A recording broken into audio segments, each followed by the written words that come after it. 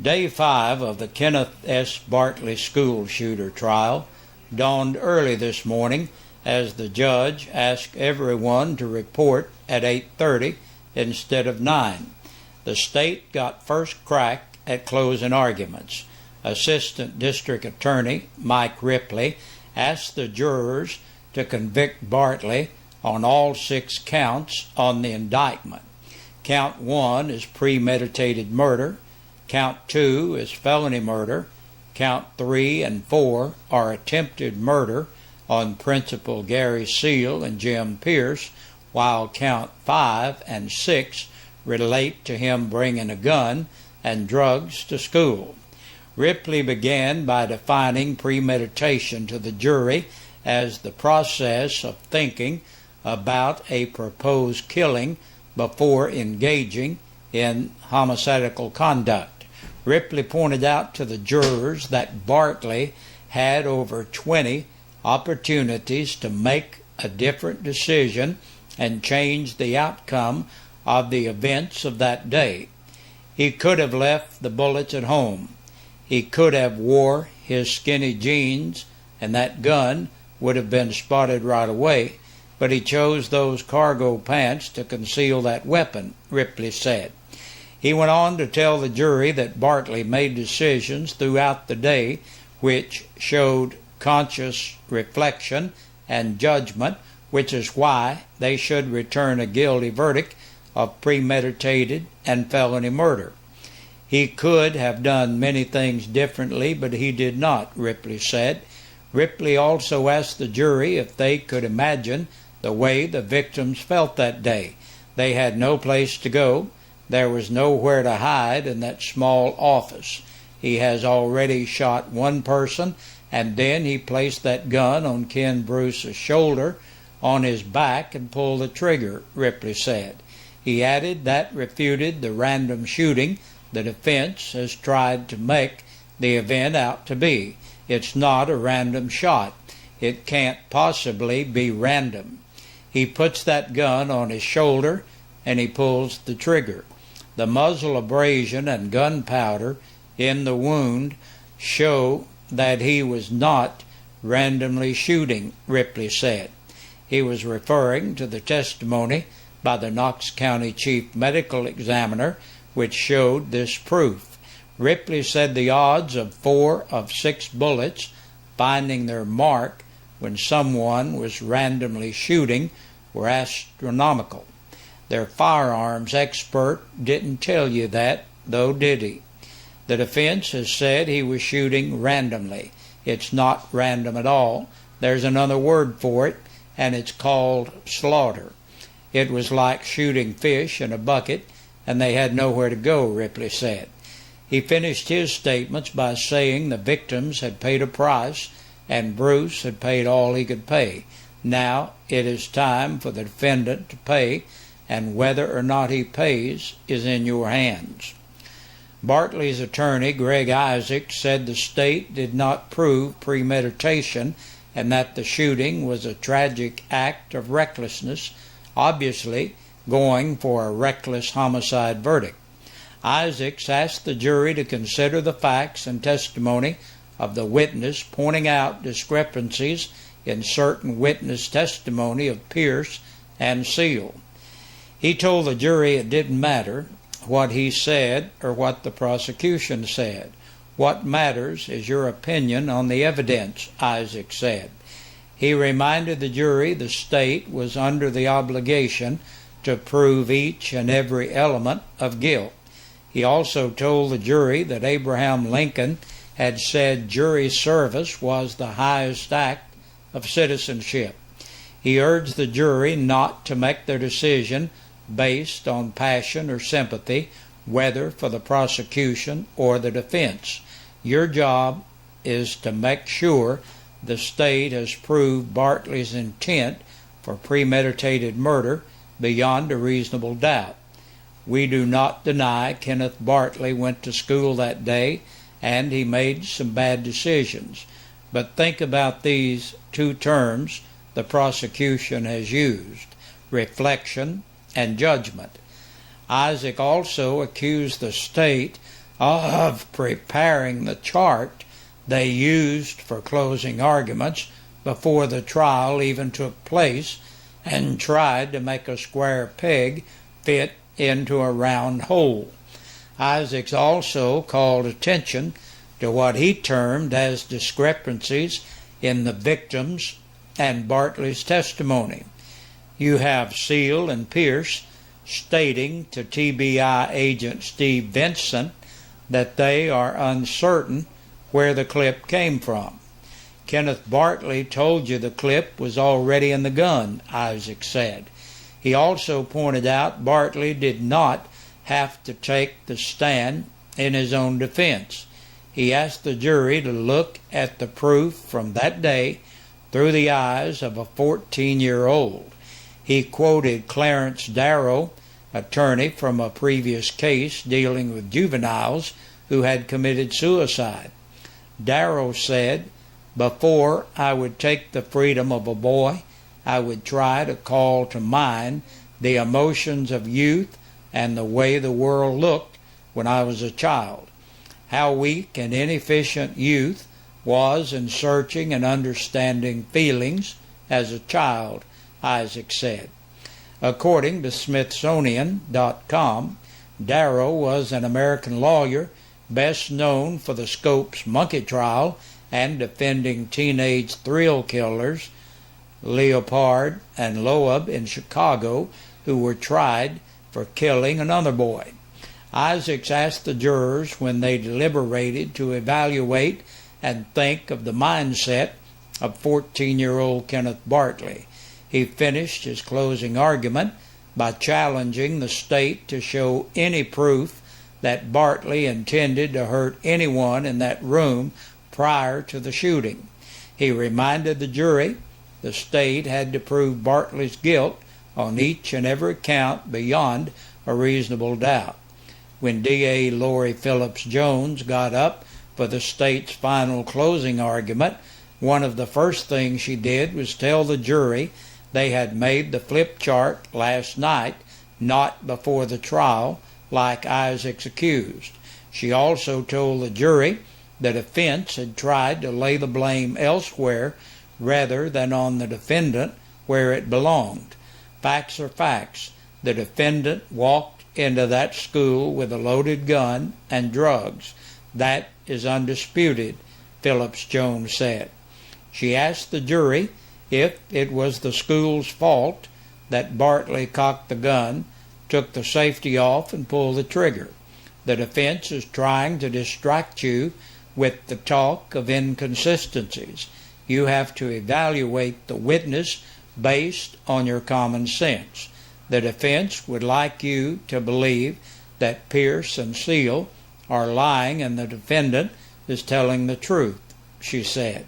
She asked the jury to look at the evidence in Bartley's testimony. She asked them to recall the medical examiner's testimony and the fact that Bruce was shot in the back of the shoulder, which disputes Bartley's story of the events. She accused Bartley of being a drug dealer and going to school armed with drugs and a loaded gun. She also showed the jury the before and after school surveillance video, which showed Bartley entering the office and then later being escorted out by law enforcement. He isn't shaking. He doesn't look scared. He isn't crying. He is calm, cool, and unfazed the whole time. How many witnesses have told you he was calm? She finished her argument by saying all the jury needed was Bartley's two statements to Seal to convict him of felony murder. I will show you it's real. I never liked you anyway. And then he shot and shot and he shot and he shot and he shot and he shot. Okay, and the verdict is in the Kenny Bartley trial. Kenny is found guilty of one count of reckless homicide and possession of a firearm. He was released earlier today on a $7,500 bond. Again, Kenneth Bartley, free, found not guilty of the premeditated first-degree murder. To a brief statement. Andrew, come over and get next to Kenny. It's been first of all, on behalf of my client Kenny Bartley and his entire family, we want to reiterate our sincere sympathy to the family of Mr. Bruce and to the other victims involved in this case. Kenny was sincere when he expressed that statement on the stand. That was the first time he got to talk publicly.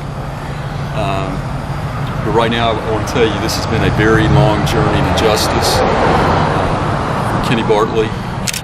His family has been incredibly supportive. The Hamilton County jury worked incredibly hard throughout the course of this trial. I think they listened to the proof.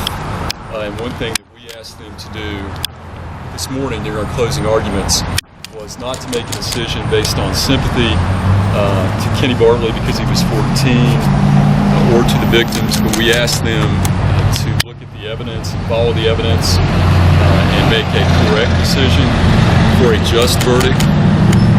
The jury listened, and they have made a decision that has changed this family and this young man's life. We anticipate Kenny will make a very minimal $7,500 bond here within the next few hours. His sentencing range for reckless homicide under Tennessee law is it's a Class D felony, 2 to 4 years. The other crimes are typically Class E felonies. So Kenny has well done the time that he is required to do for the jury verdict. What I'm hoping for on behalf of this family and the community is now that everyone can have closure and move on with their lives. But again, I'd like to thank the jury for their hard work and their attention. It was very obvious the way they were attentive, the way they took notes. We couldn't ask for any more. Now, at this point, we'll entertain just a few questions. You're going to see your son in a couple hours, a free man. What are you going to say? What are you going to do? Very thankful. I got you. Come here. I'm a member. That's all I can say. So are you going to give him a big old hug? What are you going to say to him? That's all I got to say, okay? Greg, what was Ken's response when you went back? Literally, when we went back in the room, Kenny broke down and cried. He basically broke down on the table and was speechless. And he cried the entire time we were back there. So basically not a lot of talking, but quote, he said, "I need to get this shirt off." He cried and was very thankful and just said, "I can't believe I'm going home to see Mom and Dad." Has he given you any indication of what he wants to do next, or has he even let himself think that far ahead? You know, I don't think we're thinking that far ahead. I mean, when when we walked up these steps this morning, I mean, the possibilities in this case were on both ends of the spectrum. He could have been convicted of multiple counts of first-degree homicide, which carried a sentence in excess of 52 years. He could have been convicted of a number of other serious felonies with significant sentences in the range of 15 to 25 years. So basically, we were just focused on trying to communicate to the jury to follow and make a decision, a just verdict based on the facts. So we didn't talk about what he was going to do, what he was not going to do, and he's been a great client. And I will say this, that young man is very remorseful for what happened on November 8, 2005. I know these parents are very remorseful, and I think the jury listened to the proof and put themselves in the position of a 14-year-old, and they followed the law and they made the correct decision. But a big day for the Bartley family. When is it? I was going to say, I know you said 2 to 4 years for the reckless. He's already served the time that the other would be. What are the sentencing guidelines for that? I believe they're Class E felonies, 1 to 2 years. So those would typically run concurrent. So it should be. I think Kenny's already paid his debt to society. When's his sentencing date? We didn't set one. I think Judge Blackwood wanted the jury to return to Hamilton County and wanted the courtroom cleared. So those are some housekeeping matters that we're going to address in the very, very near future. Has anything happened since he served more than what was Has anything happened? No, and this case is one of the most, unusual procedural cases probably in the history of Tennessee jurisprudence, where Kenny Bartley was transferred as an adult, which is extremely rare for juvenile court. He entered a plea of guilty, then we were able to get that plea set aside as not being knowing, intelligent, voluntary. Then that went up to the Tennessee Court of Appeals, the Supreme Court of Tennessee, and then came back. So unfortunately, sometimes you have to wait as the wheels of justice move forward. But I will tell you this: he's not bitter, remorseful. He is just again very remorseful for what happened on November 8, 2005. But very thankful at the hard work that jury from Hamilton County did. But one thing I will ask, you all have been very patient, professional through this process. If you would respect the privacy of his mother, Rita, and his father, Kenny, and let them have a evening alone tonight with their son. We may give a statement down the road, but if everybody would respect their privacy, I would greatly appreciate it. But that's all we have to say. Thank you. Thank you. Joe, do you want to talk now? I do. Okay.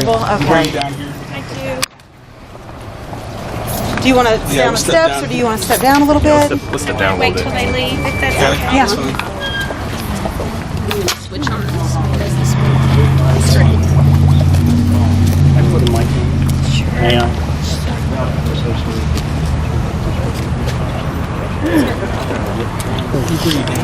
Sorry. I'm sorry, I'm gonna like this right here. Sorry. Ready?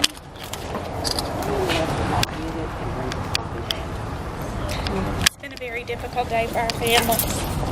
And I've been asked to make a statement on behalf of all three.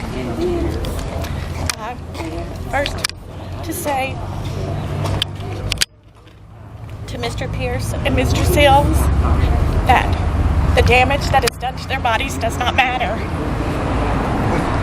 What a sad day this is.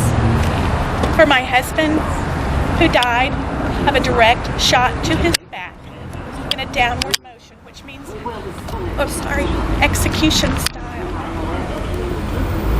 To get a verdict of reckless homicide says to me that his 20 years of service to this country that mattered so much to him, he spent his first 20 years of his adult life loving and serving this country. And he spent his last 13 loving and serving the children of this community. And it failed us today. Our system failed not just our families, it failed the children in our school systems. When we sent a message, this is the first school shooting that has gone to trial. Because usually there's not a perpetrator left, because usually they're not here in the end. And the message that we sent today was our children don't matter. I'm devastated, but I will tell you this. This will not kill my family. We are better than this. And I have asked Mr. Seals and Mr. Pierce to stay strong, because that's what we were when we started 8 years ago, and that's what we'll be tomorrow. But I want you guys to remember, they victimized and re-victimized my family for 8 years, and we sat in that courtroom with our heads held high because we believed in the justice system, and it failed us today.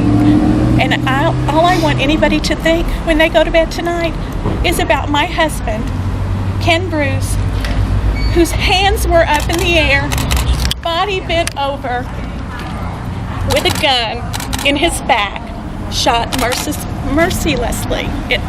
Whatever the victim, whatever they decide in there, what the jury decided, it really doesn't matter to me, because I know what happened to him. But I know what Ken would say to us today, and I want to send this message to every educator out there. Everyone, we have a job to do. We do it well, and we should be proud of it. But watch your back. It's important. Go back and make sure that you're safe. You deserve it. We all deserve it. Thank you. Yeah, 20 years. 20 years. What branch? At Army, he was a lieutenant colonel. Yeah, retired as a lieutenant colonel in the Army. Thank you. Senior Citizen Insurance, simply the best life insurance for seniors in Tennessee. These days we know you're bombarded with phone, mail, online ads every day trying to sell you insurance. You don't need an oversized insurance policy. You only need enough to cover burial and medical expenses, legal fees, and unpaid bills. You'll breathe easier knowing your family will be protected and your final expenses will be paid. And this insurance is guaranteed. The premium is fixed. It will never go up. The coverage is effective immediately. This insurance is permanent lifetime coverage. Your policy will never go up in cost and will never run out. There's no medical test, no blood test. Just answer a few simple questions and that's it. Senior Citizen Insurance has the best prices anywhere. 865-269-4010. 865-269-4010. And tell them Ron sent you. Senior Citizen Insurance has an A+ rating with the Better Business Bureau and has never had a complaint filed against it. Senior Citizen Insurance. And that's a look at the news. And 9 people have been booked into the Campbell County Jail in the past 24 hours. Brian Keith Cole, 43, of Cross Valley Road, La Follette, for violation of the light law and DUI. 49-year-old Sharon Sue Hammonds of Clinton on a capious bench warrant. Shelly Ann Keith, 33, of Williamsburg, on a capious bench warrant, an attachment for child support, violation of probation, criminal impersonation, and possession of drug paraphernalia. 30-year-old Edward James Kennedy of Sunset Trail in Jellicoe on a capious bench warrant.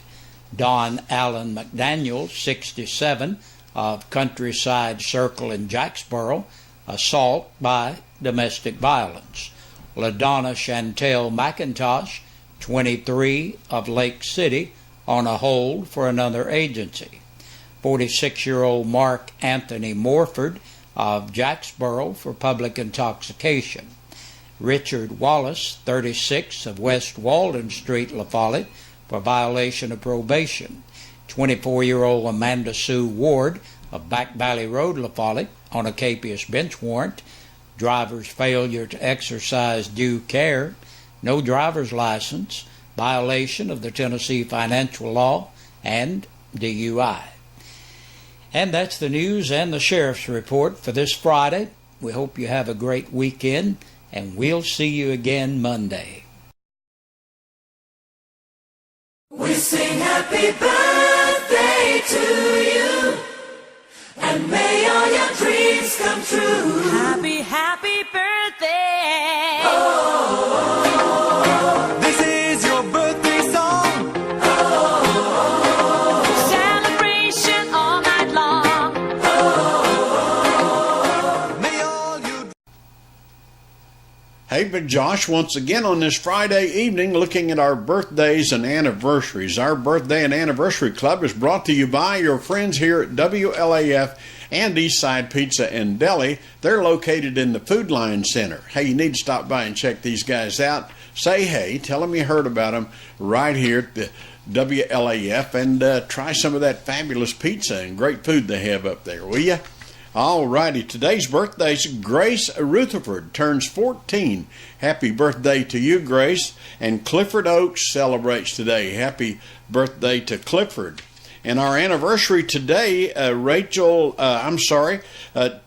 Anita and Charles Rutherford celebrate 18 years. Happy anniversary to Charles and Anita.